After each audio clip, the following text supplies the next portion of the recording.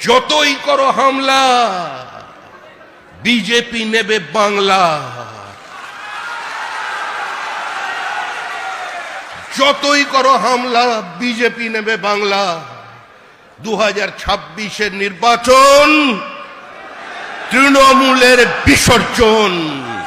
তৃণমূল চলে গেছে, তৃণমূল চলে যাবে, তৃণমূল চলে যাচ্ছে, তৃণমূল নেই।